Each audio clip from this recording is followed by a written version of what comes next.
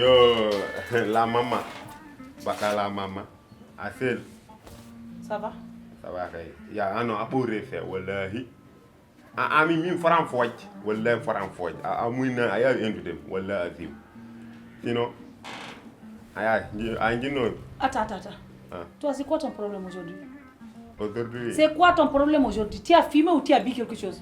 Ay 12 mumim ko mi wandem sofantan wallahi azim mi sofantan. Ya mi hala no angino.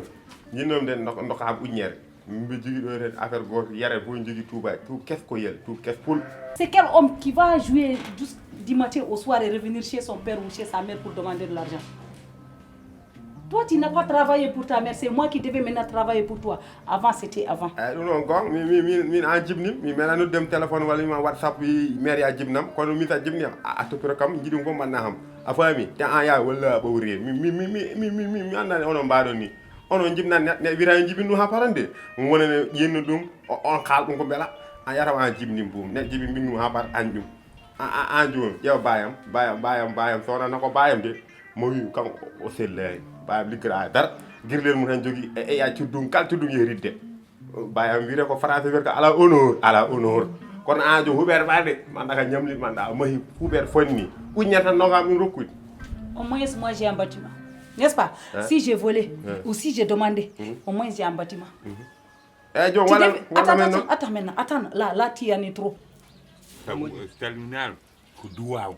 Bubel ko duwawo gondo Bubel wonde neddo Omar salmi yalduga salmiri ka Umar an salmin mi de afine jam salmiri wallahi jam bolo won to gonda adan kawma babgal ndiyam hande mi wiyani ho ona mbiɗa yo winna adan kawma babgal ndiyam dari salmina ka Umar tan de salmin ka Umar tan aɗa wuuri caɗele de way ko muñal batal muñal fo alhamdulillah rabbil alamin muñal de jogi ko hab so gesa muñal sama hokkuma ndiyam mbiɗa rabbil alamin kawma baba ndiyam buubel Umar ala kaw ndiyam buubel kam yiyata ɗum ala kaw ndiyam buubel ko lawƴam wona walla lawƴire walla kam wuppire walla rufe i an kawde yewari ko woni a jawraɗo kawra piyoŋaji ma yartaki ko ndiyam londe wona ndiyam a yi ɗo mbarñi min a yiyani ɗo mbarñumi sahar ƴetta ndiyam mama aɗa waɗe pollonde ɗum de ka woddiyom luwa haala mawɗo yo andu ko haalata mawɗo yo andu ko haalata an Umar am an ka mayde de yontere neppamɗi fof nanti mum ɗupo haala neppamɗi fof on ko min noddirima ɗo on depese debbam yo jew ko haala ndiyam buubel hay kono noon goppe haala buubel tan hay tekkere oɗon kerjini on jurmata ko on jini mbawi warñide ndiyam buubel Umar ƴeewmonen ndiyam ɗam ko mbeɗa yiyal ko woni hen ko mboɗo yar ndiyam buubel min rufoyɗam min ndiyam buubel mi yar yalla ñaw ko mi yara ndiyam buubel moƴƴi sabi ari galle ma mi yara ndiyam debbo ma haala gasi haala ndiyam gasi way ko mbasa arde ngol ɗo ni min jippata hoton korka so Allah jaɓi minen amin jogui tamin pay eyyi moƴƴi haala gasi de so Allah jaɓi ɗum jaaɗa fof ma ar yalla ñaaw andi haala ka yoɗani so kanko so wiyonno ndiyam kawam aɗa andi ɗum yoɗata gaddu ndiyam de so wiyama ndiyam mum forani metti onon de ko onon bonni haala ko ndiyam loonde wona ndiyam am ndiyam ma sinno ko ndiyam am mi mettinta ko ndiyam loonde Oumar ko haalde ndiyam loonde haalde ke wona ndiyam am on ngala goɗɗum jewɗum onon noddi amen kay onon jewata goɗɗum haalde kacce wonde ko ɗum hankadi boni hay somin joguino komin miijojo fof bondi min ɗum kami natti andir kala ɗum holko haalte Oumar joni ɗiƴƴew an e mabɓe aɗani Tu devrais avoir honte. Tu devrais avoir honte de me demander de l'argent. Honte won holɗum. Si même j'ai de l'argent, je te donne pas. Avant, je t'ai envoyé de l'argent. Je te donnais des bons téléphones. Tu revendais ça. Tu faisais quoi avec cet argent? Tu achetais n'importe quoi là, des pains de singe là. Tu achetais des petits beignets pour les enfants, des gâteaux, des biscuits, des bonbons comme ça, n'importe où. Attends, je te donne rien du tout. Tu dois travailler dur pour avoir de l'argent. Si tu ne travailles pas, même à manger, je vais arrêter tout. Tu ne vas rien faire. Tu ne vas rien avoir, c'est tout. A faran jibinden wat walla a faran jibinden mi ganta woni mom hay ngopam to gonnom to ɓuuri wadde en gadda ɗo ren neɗɗo a faran o toppita ɗum an gonɗa o Côte d'Ivoire fof silibaji ɓol nelɗam ɗo silibaji ɓol min yew silib min kalson ɓontoon mi anda onon jibnaɓe mbaɗon ni walla ɗum moƴƴi hen won Ce que tu portes là, qui a acheté ça? mi anda an anda bayam kon mi ɓornima. Tout ce que tu portes là, n'est-ce pas, c'est moi qui avais acheté ça. Avec quoi? Avec du sable. J'ai acheté avec de l'argent. Cet argent-là, j'ai travaillé. Je reviens à 6h du matin pour aller travailler jusqu'à 22h. Et maintenant, là, je suis là. Tu travailles, tu n'auras pas d'argent quand tu ne travailles pas. Allez, tu peux rentrer. Ne te couche pas sur les matelas hein, avec ta saleté là. Il faut te laver d'abord. Je ne sais même pas d'où tu viens. L'éducation que je veux te donner là, tu ne veux rien savoir dans ça là. Maintenant, tu continues ton chemin. Tu ne vas rien avoir. Tu vas continuer comme ça, regarde. Ça là, ça devient blanc, tu n'auras rien du tout. Tu n'auras même pas une bombe. Vas-y. Dis ça même pas bon. Dis ça même pas bon, je dis. Même les parfums que je t'ai achetés là, tu n'utilises même pas. Vas-y. Mawdo haalat ko yodi. anani ayi ɓe mamin jaadi galle jom ko peka haala an jiiɗum fof o kam wona minen noddi on ɗo wona wono jiiɗum fof wiye no mbaɗɗa e ɓande ala ɓe jarani ha wona kam noddi on ɗo Oumar jarani so noddimi no diwen min luwa neɗɗo so noddima so hokkanima haalande baba galle haal Oumar jarani haalde pour ɓe bay tan ɓe waynimam kadi waynimam jinnam gummuɗa jehen nder par ce que ɓe an kam mbaɗani tan ka mayɗo jiiɗum fof wiye mbaɗɗa e ɓandu mbaɗɗa ko noon tan no mbaɗɗa e fof Allah wajjani ka koto min de hakkude ma yaɗa iggi a anda yo Allah jokkit yo Allah yettin ya anniyam hawre malaɗo maraɗo hawray yo ma Allah yettin anniyam yo Allah yettin woni anniyam maro Allah watta ɗum pour hoddem gonɗa koye hodde yalla wajjanje amin woto Allah ruttine gay aɗa mbatten e jam jehen nder jam yeeso ma e caggal ma sallallahu yasin kono noon ka mayɗo noon fawre Allah keddoɗa kono Oumar mi haalanma ɓeeɗo koro tampere ma won hen hare so watti ɗo ittu dewgal ngal noddi hasidagal ittu noddi dewgal hasidagal hare so watti ɗo tan ittu dewgal ngal ngal ɗo dewgal ko Allah waɗi coon mami Allah cottumami kono mbaddata ɗum mais coon mami cottumami enen mi addata ɗum de onon jiɗi mbaddata ɗum mais coon mami cottumami mimi ala hen de ka Allah walla ka malayka ka kawta wonɗon kon ngala haaju ko kawta wona Allah wona malayka ko kawta koɗo hunuko resata hunuko tan hunuko ɓeesoni Oumar ar guiɗa aɗa junni hunuko tan no puɗɗotoɗo wiide no ɓuuso neɗɗo ni gorkam yiɗi de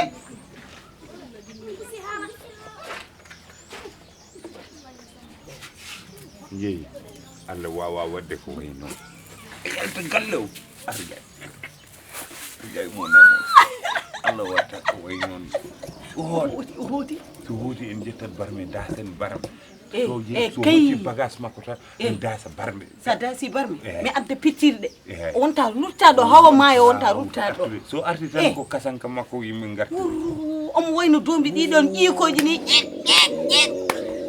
kaw baba min huti kaw baba min sinno ko sagam tan o maaya weli min goni jam min goni wona ko mawɗo juɗowo domi mawɗo juɗowo domi ne ƴakka kay ko ni tan wayata o heewi seyɗani ko iblis ko mawɗo iblis o nanni hen kaw Oumar o nanni hen kaw Oumar konko ñumon toon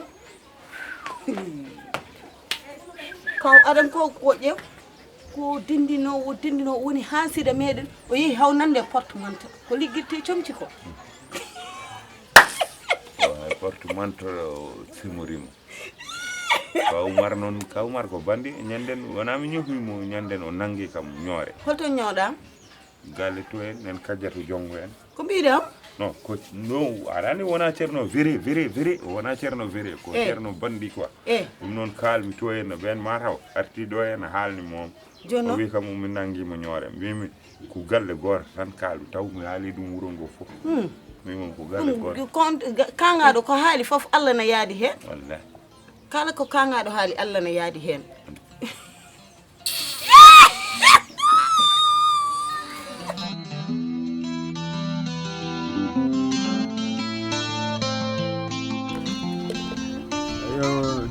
delen ta ko delen wa delen ko de wa o yara on tellini mana o dillinte do ko bandide dillin ta lu ko dir ma dillin an wi o yo arana wi wo kay aga boy mbaden delen ta lu ko boy sa bonni barbar yaaya mo kas gel na ya tolo kes min pass boy bismillah ma ko woni probléme o ko noddirta ko o tawi kam galle omo waya omo haala kadi omo ñirbina yeeso an podda andude wallahi a yoodani général an yoodani déjà de 1 a yoodani de 2 aɗa bawde de 3 a wona cuusde ndiyam oto ñirbini yeeso de 5 kadi yummake bama fof miskine ɗum koko malor mi halan ɗum wadde yoni ko gondum ko wadde hoore nde Allah foyimi ɓuri ko neddo foyimi ko woni probléme a probléme o kan ardona wona wayno mbiɗa ni joni yeeso ngo waɗɗum ni o change yeeso ngo o wi kam joni ittu ni wayi ettiyama nande ettiyama ko ƴeetamo change ettiyama an ko woni probléme probléme o ni yaay o ari joni o jooɗi ɗo ari joɗɗaɗo ɗo jooɗi o wi kam an sey mi hawre zal waɗi mo menacé zal hole on Saliou eyyi mon Saliou moye mbaddunoɗa o eyyi mo fiimi ha dañmi victoire e wuuro ngo yimɓe fof ne kaala victoire o noon ko ɗum noon addimi caɗele sabu fof o watti koye yam Saliou wi min kam kala to nanguimi ko ɗon haɗi kam gauche haɗi kam droite mi fofata ko anam min sinni kanko tan noon ay ko haako en mankini Saliou ko minen ɗiɗo o haali indam o haali inde mo minen bo joni o wi omo joginami règlement de compte compte woni affaire harde o waɗata ɗum noon quoi il faut ko fiyame minen ɗiɗo mine makko mine o boy an o haalama hen onon ɗiɗo min Zal suusanimi joni probléme wona toon de ay harde min meeɗa ettane yawim janan meeɗa weddade hayde hay koyngal meeɗa buusi min ko banggal haqqille tan joni o kala ko jogɗon probléme ar miiƴno mon joni o min ɓay toon keɗnomi gacca ha joni mi head toon mbaɗen coalition men yim kasguel mo holdum ala min kay min o haalani indam min heɗoto e banggue miijo ɗo kay onon heɗoto e banggue an ɓuura men jolude an joni so wi weddade hayre ala min paari harende pourol ɗum ami dañi victoire mi habdata kadi dañi victoire min mo jogui dañi défaite encore somi habde makko ina wawi wonde min mi jetta défaite o yero halka gasirta ni yero min mi yarani galle mon moɗo woyen ma gara ha ɗo mbiya gasi o gasi hollum an aɗa andi kala ko memim an a fi a werlima hayre wona gonga hoto yiɗ kaka mam ni a fenet wona gonga alus en goppirta ni te aɗen zalo haɓata o ko doole ɓole ni resay boy omo yi doole omo yi doole non mbaɗo nomin dofodiri nde gandumi omo heewi doole kono min aɗa andi ko haare gobbe mbawmi wawa haare sippiro joni noon ko gundumomi ko joni min dañi victoire joni min heedato moon e banggue miijo ala an kam miskinal mijanta ko min yami mahinde ɗo huuɓere kuɓel mo koye tiɓe gonɗon joni an sa miijo men o ngala moyen min joni simɓe wawi wiide yayam yettude men joni min haare nde min yalti hen min mi paari haare nde joni haare nde ko haare moon jarani koɗon noddami wallahi yarta noon min dañƴande bone aɗa dañƴande bone min o boy mi mballuma a fami joni so haali indamen a ara balla ha men e banggue hakkille mbiyami walla hamono e banggue hakkille banggue miijo kay hay fefo a dañani hay fefo a dañani holɗum hay fefo a dañani non joni an ko woni programme holko wima Salif Salif mbima min Salif som time mo ko remo hulata amere yande holko wima wiyani ka gorko way holko wima kanko tawi kam moɗo jooɗi ko wi kam o ko général mbima wi ok merci an kam andu kala to nangumami ko ɗon te ko ɗum kadi woni haala makko tous les temps kala tumi ko wori ko ɗon wadde o waɗat o waɗat ɗum o waɗat sal kala ko wima ɗon tan haali walno haalde abo o nani hen